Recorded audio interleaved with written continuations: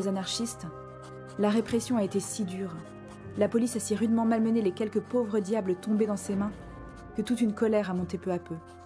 Songe donc aux pères battus jetés en prison, aux mères et aux enfants crevant de faim sur le pavé, aux vengeurs affolés que laisse derrière lui chaque anarchiste mourant sur l'échafaud. La terreur bourgeoise a fait la sauvagerie anarchiste. Dans les années qui suivent, des manifestations ont lieu partout, emmenées par les anarchistes. Mais c'est en France que le massacre de Chicago va faire entrer l'anarchisme dans une nouvelle ère. Celle des bombes et de la propagande par le fait.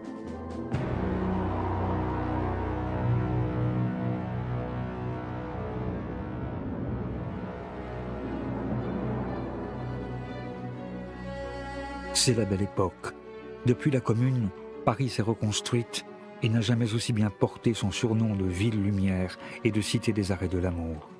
Elle est la première place financière, occupe le centre d'un empire colonial en pleine expansion et demeure encore pour quelques années la capitale du monde. La bourgeoisie triomphe et la jeune démocratie enorgueillie peut, en commémoration des 100 ans d'une révolution française déjà vidée de son sens, inviter l'Occident à visiter sa grande exposition universelle. Entre deux palais de la guerre et des industries et une Bastille flambant neuve reconstruite pour l'occasion, les curieux peuvent assister à une remise en scène spectaculaire du massacre des nations indiennes ou se promener nonchalamment dans les allées larges et grillagées des tout nouveaux zoos humains. Ici, le marxisme est encore très minoritaire et l'anarchisme reste le seul mouvement de masse révolutionnaire. Louise Michel, qui est revenue des bagnes calédoniens où elle a été convaincue par les thèses libertaires, multiplie les conférences, organise des manifestations et lui donne même son nouvel emblème. On considère en gros que Louise Michel est l'inventeur du drapeau noir. Lors d'une manifestation des sans-travail à Paris en 1883, Louise Michel va utiliser un chiffon noir, un signe d'emblème. Et elle justifiera son geste lors de son procès. Le drapeau noir, c'est à la fois un drapeau de deuil et un drapeau qui marque la spécificité des anarchistes. En fait, en réalité, les choses sont un petit peu plus compliquées, puisqu'au même moment, on trouve à Lyon un journal qui s'intitule explicitement Le Drapeau Noir. Je crois que c'est le premier qui s'appelle Le Drapeau Noir. J'ai filmé Le Drapeau Noir. C'est une photocopie. Mais quand même. Mais il y a une chose quand même extrêmement importante qu'il faut savoir, c'est que ce n'est pas parce que Louise Michel arbore son chiffon noir, ce n'est pas parce que le journal de Lyon va s'appeler Le Drapeau Noir que le drapeau noir est immédiatement annexé par les anarchistes. Et donc, dans un premier temps, l'utilisation du drapeau noir reste minoritaire. Le drapeau des anarchistes, c'est le drapeau rouge. Ça ne fait pas plaisir à beaucoup de libertaires ou à beaucoup de marxistes, mais ça, c'est la réalité. L'Internationale, en revanche, la chanson qui deviendra l'hymne du Parti communiste, elle, et que vient d'écrire Eugène Pottier, a été dédiée à l'origine à Gustave le Français, un anarchiste signataire du pacte de Saint-Imier. Chantée alors sur l'air de la Marseillaise, elle reste, aujourd'hui encore, un véritable manifeste libertaire, comme le signale notamment le début du deuxième couplet avec le fameux « Ni Dieu, ni César, ni tribun ». Il n'est pas de sauveur suprême, ni Dieu, ni César, ni tribun. Producteurs, sauvons-nous nous-mêmes, décrétons le salut commun. Mais dans cette période de reflux révolutionnaire, pour Louise Michel, le temps n'est plus aux chansons ni aux beaux discours, il faut passer à l'action. Inspirée par Karl Heinzen et son essai sur le meurtre, et par la stratégie des nihilistes qui mettent alors à feu et à sang la Russie, elle appelle les travailleurs à la révolte violente. Manque-t-il donc de pioches pour creuser des souterrains, de dynamite pour faire sauter Paris, de pétrole pour tout incendier? Imitez les nihilistes et je serai à votre tête, sur les débris d'une société pourrie qui craque de toutes parts et dont tout bon citoyen doit se débarrasser par le fer et le feu, nous établirons le nouveau monde social. Elle se rend en compagnie de Malatesta et Kropotkin au premier congrès international anarchiste à Londres et y définit avec eux la nouvelle stratégie du mouvement. La propagande par le fait, qui n'a pas un auteur déterminé, est une expression spontanée de l'action révolutionnaire. Que no tenía que ser necesariamente Ce n'est pas nécessairement une explosion ou une bombe, mais juste une action qui dépasse les limites du discours. Au travers d'un geste exemplaire, les anarchistes pensaient qu'on pouvait mieux transmettre le message libertaire.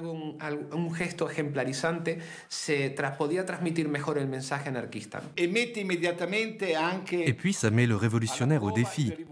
Il ne s'agit pas de faire comme ces révolutionnaires qui parlent et laissent agir les autres. Là, le révolutionnaire agit et il fait la preuve par les faits de sa crédibilité.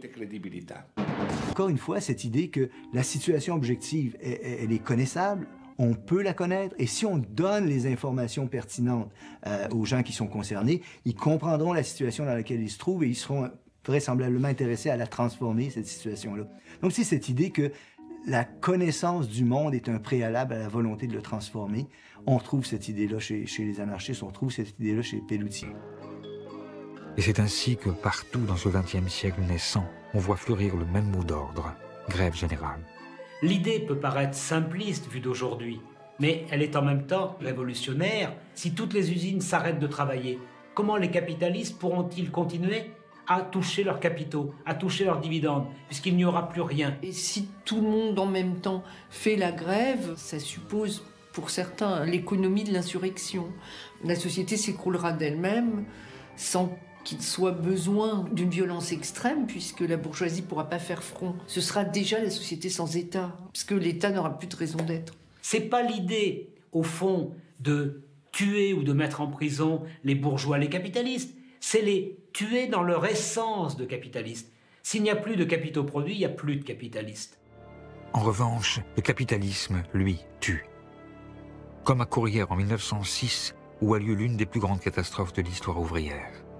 À la suite d'un coup de grisou et d'un coup de poussier, les mines s'enflamment. Afin de préserver le gisement de charbon, les propriétaires bouchent la mine. Plus de 1500 mineurs sont pris au piège des flammes, des gaz et de l'obscurité. Seuls 24 en reviendront. Aussitôt, les mineurs se mettent en grève. Les femmes en tête réclament justice. Les anarchistes sont en première ligne. Clémenceau, qui vient d'être nommé ministre de l'Intérieur, envoie la troupe. 20 000 soldats chargent les manifestants.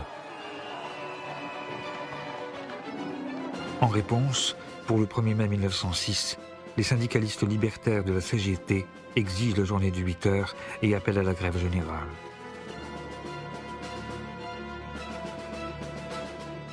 Il y a comme un avant-goût du 36 ou de mai 68. Dans les bourses du travail, si les anarchistes font des soupes populaires et jouent à l'orchestre, ils savent que bientôt viendra l'heure de l'affrontement. En plein cœur de cette époque qui n'est pas belle pour tout le monde, les travailleurs se préparent. La bourgeoisie tremble. La France retient son souffle. Il y a toute une fébrilité autour de ce 1er mai 1906 qui doit être le départ de la grève générale. Donc il y a une attente presque millénariste.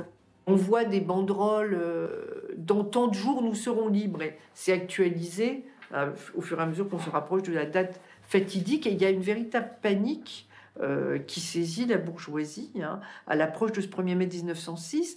Et à Paris, il y a 45 000 hommes de troupes pour empêcher toute manifestation de se tenir. Donc il y a la tactique du manège et des dragons qui tournent en rond sur les places. Il va y avoir des affrontements autour de la place de la République. C'est vraiment des charges sabre au clair. Et quand on frappe, c'est bien souvent avec le tranchant. Il y a un nombre de mutilations incroyable. Et puis il y a des morts, pas mal de morts aussi. Malgré les arrestations, les blessés et les morts, les anarchistes remportent ici tout de même une grande victoire. Ils font la preuve qu'ils peuvent mobiliser les travailleurs et obtenir gain de cause. Car si la journée du 8 heures n'a pas été obtenue, le gouvernement a tout de même été obligé de lâcher, sous la pression, un jour de repos. Le syndicalisme révolutionnaire est alors au fait de sa popularité. La charte d'Amiens, adoptée quelques semaines plus tard, symbolise son triomphe et demeure aujourd'hui encore le codex du mouvement syndical en France et dans le monde. Car au début du XXe siècle, l'anarcho-syndicalisme fait des petits un peu partout. La CNT en Espagne, qui regroupera bientôt près de 2 millions de travailleurs. La FORA, qui structurera la vie politique argentine jusque dans les années 50, ou encore les IWW aux États-Unis d'Amérique, qui prennent pour emblème un chat noir et un sabot que les ouvriers français glissaient dans les machines pour les casser et qui, dans de très nombreuses langues, formera l'étymologie du mot sabotage.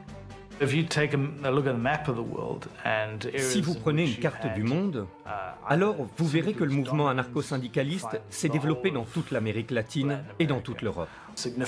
Si l'on parle d'une présence certes minoritaire, mais avec une influence énorme, alors vous trouverez l'Europe de l'Est, l'Afrique du Nord et jusqu'en Extrême-Orient. Le syndicalisme révolutionnaire s'est implanté aussitôt dans le monde entier, surtout dans les pays capitalistes industrialisés.